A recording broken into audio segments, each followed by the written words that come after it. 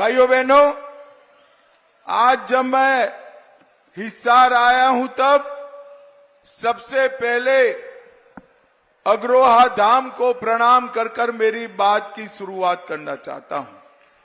बम्बोरी माता मंदिर, काजला मंदिर, बाबा शीतलनाथ को भी प्रणाम करता हूं। महान स्वतंत्रता सेनानी लाला हुकमचंद जैन, मुनीर बेग, पंडित नेकीराम शर्मा, दादा गणेशी लाल और लाला लजपत राय को भी याद कर कर मेरी बात की शुरुआत करना चाहता हूं। भाइयों बहनों, मैं हरियाणा की भूमि पर आया हूं तब हरियाणा की भूमि ये देश को 3 क्षेत्रों में सबसे बड़ा योगदान अगर किसी ने किया है तो हरियाणा ने किया है। एक तो देश की सीमाओं की सुरक्षा। आज हम निश्चिंत होकर अपने घर में सो रहे हैं, इसका कारण हरियाणा का जवान सीमा पर भारत माता की रक्षा के लिए तैनात है, इसलिए सो रहे हैं। दूसरा, हमारा किसान। एक जमाने में गेहूं अमेरिका से लाना पड़ता था, आज अन्न के क्षेत्र में हमारा देश स्वावलंबी हुआ। इसमें सबसे ज्यादा योगदान किसी का है तो हमारे किसान, और उसमें भी हरियाणा के किसान का है। और तीसरा, खेल कहीं पर भी खेला जाता हो, राष्ट्रीय हो, अंतर्राष्ट्रीय हो, सबसे ज्यादा मेडल अगर किसी को मिलते हैं तो हरियाणा के धाकड़ खिलाड़ियों को मिलते हैं। धाकड़ खिलाड़ी, ये तीनों क्षेत्रों में हरियाणा ने देश को आगे बढ़ाने का काम किया है और ये तीनों क्षेत्रों को एक एक कर कर कांग्रेस पार्टी ने खत्म करने का काम किया है। भाइयों बहनों, मैं आज आपको बताना चाहता हूं, कांग्रेस पार्टी ने अपने शासन के अंदर बोफोर्स का घोटाला किया, हेलीकॉप्टर का घोटाला किया, सेना के जवानों की गाड़ियों का घोटाला किया, हजारों करोड़ के घोटाले एक कांग्रेस पार्टी ने किए। किसानों के लिए भी फर्टिलाइजर का घोटाला, चावल का घोटाला, फूड के स्कैम का घोटाला और खेलों में कॉमनवेल्थ गेम का घोटाला किया। ये तीनों क्षेत्र जो हरियाणा को आगे बढ़ाते हैं, तीनों क्षेत्रों में कांग्रेस पार्टी ने अपना घर भरने का काम किया है। जब मोदी जी ने आते ही सबसे पहले 1 रैंक 1 पेंशन का काम कर कर 1,20,000 करोड़ सेना के जवानों के अकाउंट में सीधा भेजने का काम नरेंद्र मोदी जी ने किया और 20 लाख करोड़ का अनाज एमएसपी पर खरीदा। सबसे ज्यादा अनाज आजादी के बाद अगर एमएसपी पर किसी एक सरकार ने खरीदा है तो वो भारतीय जनता पार्टी की नरेंद्र मोदी सरकार ने। और हरियाणा में तो भाजपा सरकार ने भावांतर योजना से कोई क्रॉप नहीं छोड़ा जिसमें कोई फायदा किसान को न मिलता हो। और खेलों के बजट में मोदी जी ने 3 गुना बढ़ोतरी की, स्टेडियम बनाए, नए कोचेस लाए और खिलाड़ियों के मानदेय के अंदर भी बढ़ोतरी करने का ऐलान किया। और हरियाणा वालों सुन लो, 2036 में मोदी जी ओलंपिक भी यहां पर हमारे देश में लाने वाले हैं। मोदी जी ने तीनों क्षेत्र को आगे बढ़ाना का काम किया और कांग्रेस ने तीनों क्षेत्र को बर्बाद करने का काम। भाइयों बहनों, ये चुनाव जो हो रहा है इसमें 2 खेमे पड़े। एक खेमे में 12 लाख करोड़ का घपला, घोटाला, भ्रष्टाचार करने वाली कांग्रेस पार्टी है और दूसरे खेमे में 23 साल तक मुख्यमंत्री प्रधानमंत्री रहकर भी जिस पर 25 पैसे का आरोप नहीं है, ऐसे हमारे नेता नरेंद्र मोदी है, नरेंद्र मोदी। एक और चांदी की चम्मच के साथ पैदा हुए राहुल बाबा है, तो दूसरी ओर गरीब चाय बेचने वाले के घर में पैदा हुआ नरेंद्र मोदी है, नरेंद्र मोदी। एक और थोड़ी गर्मी बढ़ते ही थाईलैंड और बैंकॉक चले जाने वाले, छुट्टी पर चले जाने वाले राहुल बाबा है। भाइयों बहनों, मेरी बात याद रखना, मैं भी हूं, आप भी हो। 6 तारीख को, जैसे ही 4 को परिणाम समाप्त होगा, 6 तारीख को राहुल बाबा वैकेशन पर चले जाएंगे, वैकेशन पर चले जाएंगे। और दूसरी ओर 23 साल से एक दिन की भी छुट्टी लिए बगैर दीपावली के दिन भी सेना के जवानों के साथ मिठाई खाने वाला नरेंद्र मोदी है। ये दोनों के बीच में आपको तय करना है। एक और पाकिस्तान को मुंह तोड़ जवाब देने वाले नरेंद्र मोदी है, और दूसरी ओर एक कांग्रेसी कहते हैं पाकिस्तान का सम्मान करो, पाक ऑक्यूपाई कश्मीर उनसे न मांगो क्योंकि उनके पास एटम बॉम्ब है। अरे मुझे बताओ हिसार वालों, ये पाक ऑक्यूपाई कश्मीर हमारा है या नहीं है? अरे जोर से बोलो, है या नहीं है? कांग्रेस कहती है पाकिस्तान के पास एटम बम है, उसको छोड़ दो।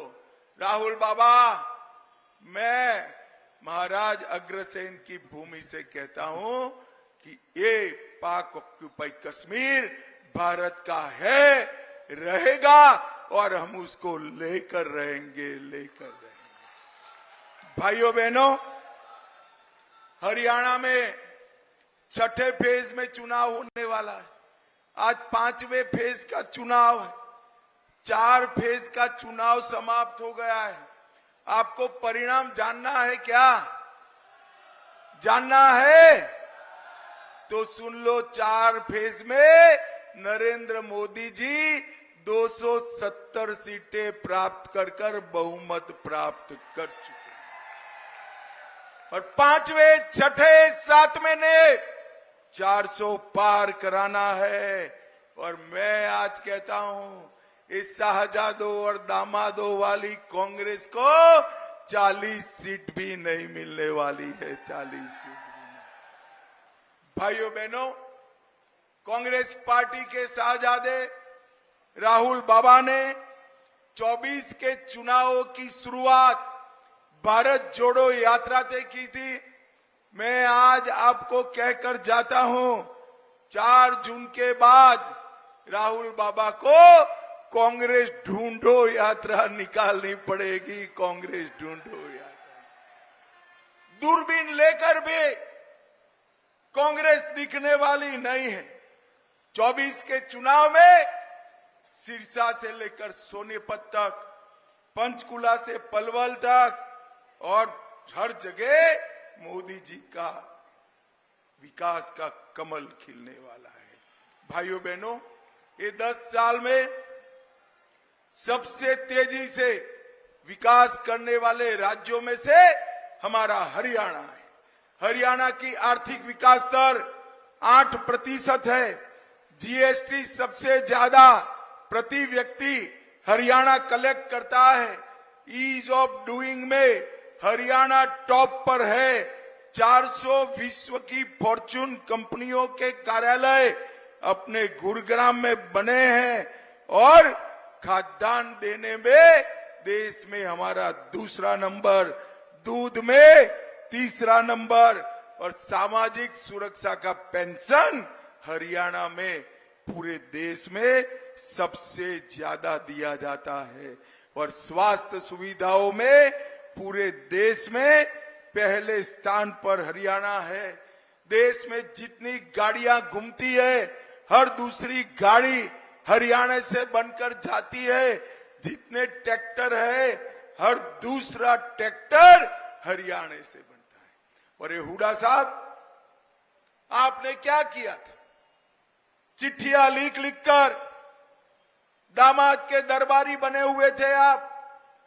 भाइयों बहनों, एक कांग्रेस का हाथ दिल्ली के जीजा के साथ है और उनके शासन में पब्लिक, प्रदेश की जनता खाली हाथ थी। और मैं आज बताता हूं, नरेंद्र मोदी जी के प्रधानमंत्री बनने के बाद, हरियाणा में भाजपा सरकार बनने के बाद, हर गरीब के पास पक्का मकान है, शौचालय है, गैस का सिलेंडर है, नल से जल है, किसान का कल्याण है और विकास का गुणगान भी यहां पर हो गया है। भाइयों बहनों, दरबारी, दामाद और डीडल्स की ये सरकार थी, इसकी जगह लोक कल्याण की सरकार नरेंद्र मोदी जी लाए हैं। मुझे बताओ हिसार वालों, अयोध्या में राम मंदिर बनना चाहिए था या नहीं बनना चाहिए था? अरे जोर से बोलो जरा, बनना चाहिए था या नहीं बनना चाहिए था? 70 साल तक ये कांग्रेस पार्टी राम मंदिर को अटका कर रखी, लटका कर रखी, भटका कर रखी। आपने मोदी जी को दूसरी बार प्रधानमंत्री बनाया, 5 ही साल में केस भी जीता, भूमि पूजन भी किया और 24 जनवरी को प्राण प्रतिष्ठा कर जय श्री राम कर दिया। और माताओं, भाइयों, बहनों, जब ये प्राण प्रतिष्ठा का निमंत्रण राहुल बाबा, सोनिया गांधी और प्रियंका गांधी को दिया गया, वो प्राण प्रतिष्ठा में नहीं गए। क्यों नहीं गए भाई? मालूम है आपको क्यों नहीं गए? मैं बताता हूं। वो डरते हैं अपनी वोट बैंक से। और हिसार वालों, यहां बैठे हो ना, आप लोग उनकी वोट बैंक नहीं हो, उनकी वोट बैंक वो घुसपैठिए है, घुसपैठिए उनकी वोट बैंक। उनके डर से राम महोत्सव में नहीं गए और आज देश में सवाल खड़ा कर रहे हैं। भाइयों बहनों, मुझे बताओ, ये कश्मीर जो है हमारा है या नहीं? जोर से बोलो, है या नहीं है? धारा 370 हटनी चाहिए थी या नहीं हटनी चाहिए? 70 साल तक एक कांग्रेस पार्टी धारा 370 को संभाल कर बैठी, एक अनौरत संतान की तरह अपनी गोदी में खिलाती रही।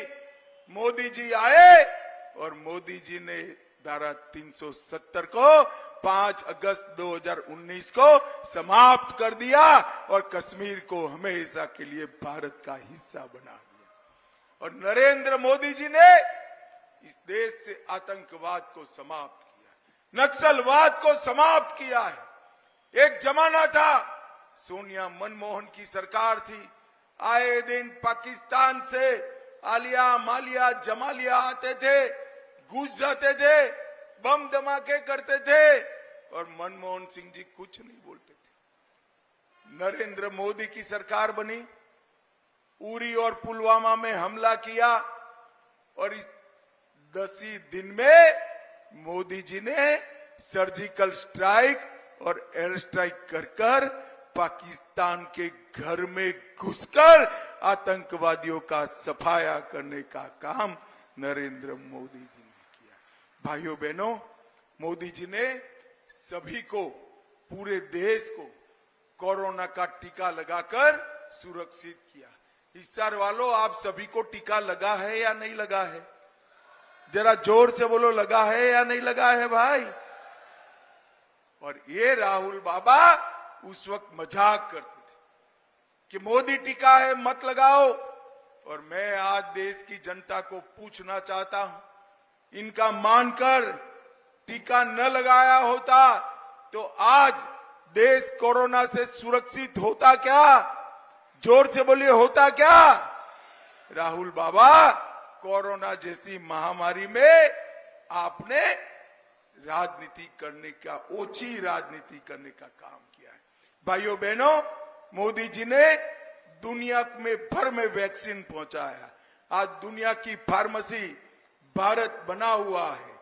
भारत का नागरिक कोई भी युद्ध में फंसा हो, बाहर निकालने का काम नरेंद्र मोदी जी ने किया है। आज यूपीआई का डंका पूरे भारत में बज रहा है। चंद्रयान पहुंचाने का काम हमारे मोदी जी ने किया है। भाइयों बहनों, एक कांग्रेस पार्टी हार को देखकर झूठ के आधार पर जीत प्राप्त करना चाहती। वो कह रहे हैं कि मोदी जी को 400 सीट मिलेगी तो मोदी जी आरक्षण हटा देंगे। मैं आज कहकर जाता हूं, जब तक भारतीय जनता पार्टी का एक भी सांसद है, हम आरक्षण को नहीं हटने देंगे, नहीं हटने देंगे, नहीं। भाइयों बहनों, और एक कांग्रेस पार्टी ने मुसलमानों को आरक्षण दिया है। हम 400 सीट आप दिला दो, एक गैर संवैधानिक आरक्षण को समाप्त करने का काम भी भारतीय जनता पार्टी की सरकार। भाइयों बहनों, राहुल बाबा कहते हैं कि कांग्रेस की सरकार आएगी तो ट्रिपल तलाक वापिस ले आएगी। आपको ट्रिपल तलाक वापिस लाना है क्या? जरा माताएं बहनें बोले, लाना है क्या? भाइयों बहनों, पूरे हरियाणा के अंदर ढेर सारे विकास के काम मोदी जी ने करे हैं। एक ही लोकसभा में 1,56,000 घरों में पीने का पानी पहुंचाया, 29 सस्ती दवाइयों के केंद्र खोले, 50,000 शौचालय बनाया, 50,000 गैस का कनेक्शन दिया, 18 लाख लोगों को मुफ्त 5 किलो अनाज दिया, 350 किलोमीटर गांवों की सड़क बनाई और 13 लाख लोगों को 5 लाख तक का स्वास्थ्य का पूरा खर्चा आज नरेंद्र मोदी जी उठा रहे हैं। नरेंद्र मोदी जी। भाइयों बहनों, आप रणजीत सिंह जी को जब जिताएंगे, इनके नाम के सामने कमल का निशान है, उस पर आपको बटन दबाना है। मगर मैं बताकर जाता हूं, रणजीत सिंह के नाम के सामने जो कमल का निशान दबाएंगे, वो वोट सीधा नरेंद्र मोदी को प्रधानमंत्री बनाने के काम में आने। भाइयों बहनों, मुझे बताओ, आने वाले दिनों में जब 25 तारीख को चुनाव होगा, कमल के निशान पर आप बटन दबाएंगे क्या? अरे जोर से बोलो, दबाएंगे? रणजीत सिंह जी को जिताएंगे? 400 पार कराएंगे? हरियाणा की सभी सीटें मोदी जी की झोली में डालेंगे? मोदी जी को तीसरी बार प्रधानमंत्री बनाएंगे? तो मेरे साथ दोनों हाथ उठाइए, उठाइए दोनों हाथ, विजय के संकल्प की मुट्ठी बींचे और प्रचंड आवाज से बोलिए, भारत माता की जय श्री राम, जय जय श्री राम।